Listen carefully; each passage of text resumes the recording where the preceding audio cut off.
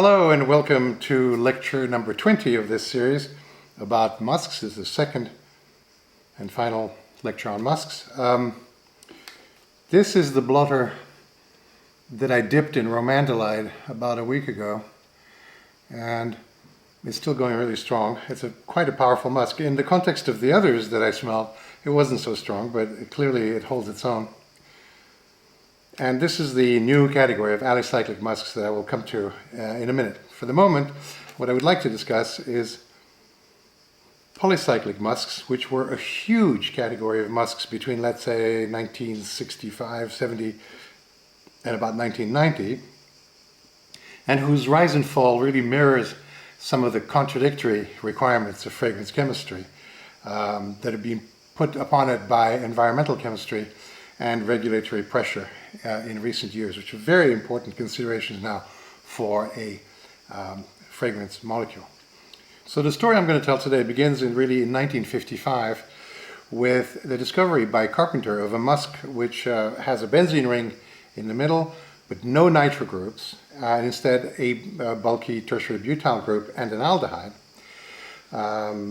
And a methoxy group. So in some ways more similar to a derivative of vanillin in a way than to a musk itself. My understanding is that it wasn't a very good musk. I mean, it wasn't very powerful, but nevertheless it had a musky smell, which was unexpected given that until then only nitros had been shown to have musky smells. So this musk formed the basis for a strange sequence of events which ultimately led to the discovery of polycyclic musks. Polycyclic musks arose out of a series of steps in chemical synthesis, the first of which was to combine two ideas that came from, respectively, Carpenter's work and nitro musks, and to combine them into one molecule. So one was the idea of a tertiary butyl and aldehyde but no nitro groups, and the other one was the idea of a 5-membered ring or a 6-membered ring with 4 methyls attached to it, which turned out to be quite a good structure for a particular type of nitro musk. So putting those two together, Carpenter and Bates, they developed a series of molecules which were polycyclics, as they're called, and which had increasingly strong musk odor profiles. The ultimate, in some ways, of those, and perhaps the most familiar to us, is galaxolide. Galaxolide was a molecule which became the smell of clean laundry over the years. If you show galaxolide to somebody my age or a little bit younger, they will, if you ask them, what does this remind you of? They will say laundry, because it was the musk to go into laundry. So I have to explain a little bit the weirdness about laundry. First of all, of course, there's no reason why laundry should smell of musk.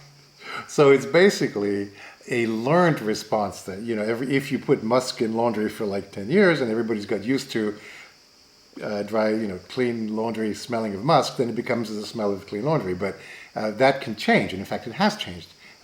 About 10 years ago, it had become ambrox, cetylox, was the smell of clean laundry, or more complicated perfumery bases. But the requirement for the molecules that are used to fragrance laundry are pretty stringent, because laundry soap, in particular if you add all the stuff like spot removers and color enhancers and so on, laundry soap is a pretty reactive chemical environment. I mean, the whole point of laundry is that it should clean, everything should come out white, and so it removes smelly molecules, since that's what soap is supposed to do. After all, you don't want your socks to smell just as bad when they come out as when they went in. And also it uses oxidizers to bleach and to basically destroy smells. So if you're going to put a smell in laundry, that stuff had better be bulletproof, otherwise your odorant will be destroyed by the washing process itself. One of the great advantages of these polycyclic musks was that they were in fact bulletproof. And they were bleach proof, and they would survive the whole process of of laundry. This is the good news. And it led to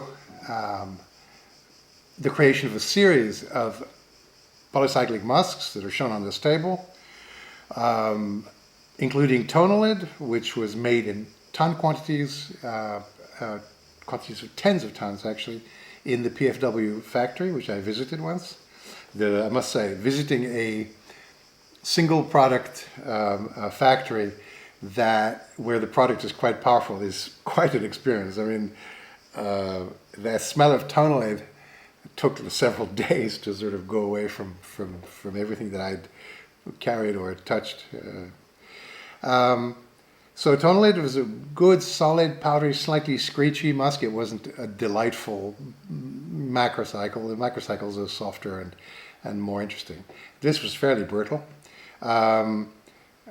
Traziolide, discovered by Peter Traas, a very distinguished chemist, also Dutch, had a wonderful fruity pear-like note. Phantolide, to me, always smelled absolutely vile. I could never understand why this was used in fragrance. It had a putty, sort of oily smell, which I found objectionable. And of course, galaxolide with a lovely, fruity, almost, I don't know how to describe it. It's definitely fruity, but which fruit I couldn't tell you. It was really, really lovely stuff. Anyway, so the good news is that all these molecules were armor-plated against oxidants and whatever would happen to them during the wash process. The bad news is that made them very resistant to various processes, oxidation and so on, that occur in the environment, and that basically break down molecules once they're in the environment.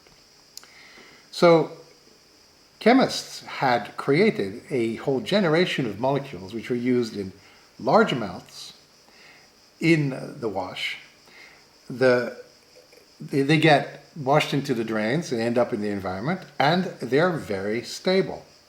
And at the same time as this was happening, analytical chemistry got much, much better, gradually more sensitive and more sensitive and more sensitive. And so you got to the point where analytical chemists could detect molecules in the environment in very small concentrations.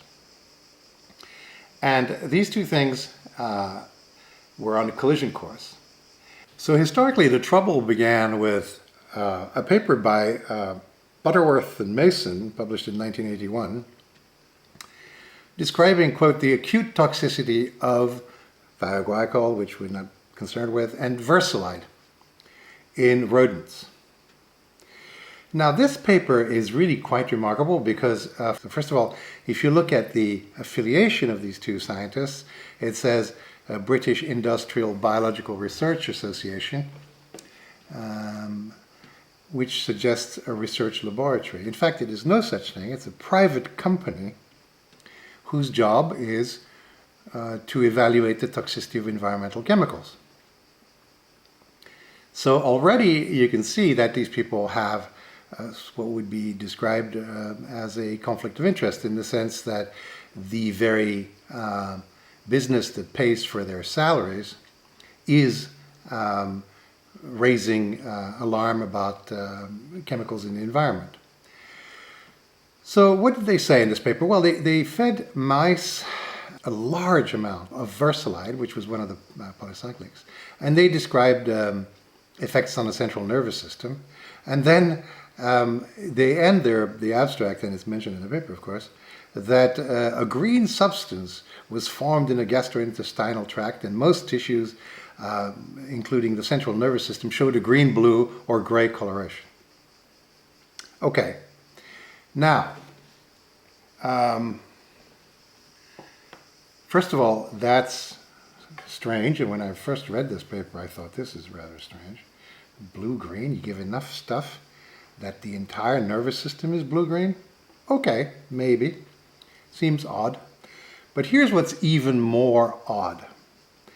This study has never been replicated. If you look on Google Scholar at who cited this paper, it's basically environmental agencies. There's never been a repeat piece of science to confirm this extraordinary thing that the brain turns blue when you have Versalide in large doses. Now, given, in my experience, the relative lack of reliability of scientific results, meaning the replication is not a given thing.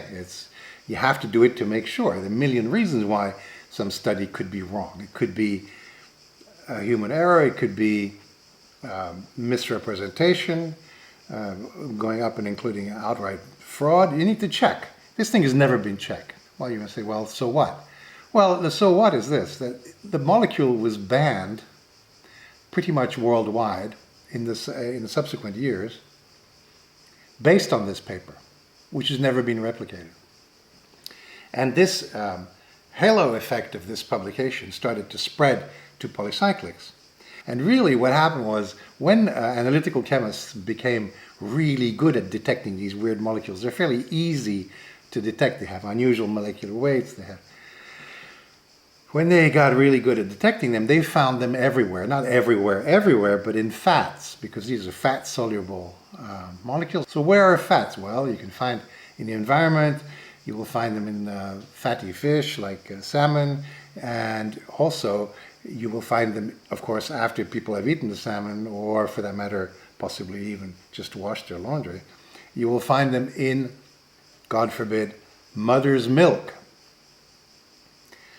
When, I think it was some German analytical chemists found these polycyclics in mother's milk, then all hell broke loose. Because first of all, mother's milk is a sacred sanctuary of cleanliness. Never mind that, of course, in mother's milk you find just about everything that the mother is taking, including every medication, every odorant that she ingests. If you're eating curry, you will find curry molecules in mother's milk. But anyway, these aren't supposed to be there. And so the crack of doom started sounding for polycyclic musks. So I don't think it's an exaggeration to say that the only polycyclic musk which has done well, despite all these problems, is galaxolide, which has been found to be really quite remarkably harmless. All the others have been either restricted or banned, at least mostly in Europe, but galaxolide continues to be used and is still the prevalent musk used in laundry. Now, one thing that's important to understand is that, of course, everything in life has to do with a risk-benefit analysis, so that if you, for example, take a drug which will cure you of some evil, possibly lethal disease, at the expense of some severe side effects, you measure the benefits against the costs. The cost of the side effects, the benefit is it cures the nasty disease. You go for it. The problem with fragrance, and this is a problem which is difficult to solve, the problem with fragrance is what are the benefits? What measurable benefits are there? So once you accept, as it seems the industry has in fact accepted, that there are no measurable benefits to fragrance. It's just people like it. That's not considered a serious benefit, although maybe it should be. Once you have accepted the notion that there is no real benefit, then the cost divided by benefit analysis, no benefit, it means any cost is too much.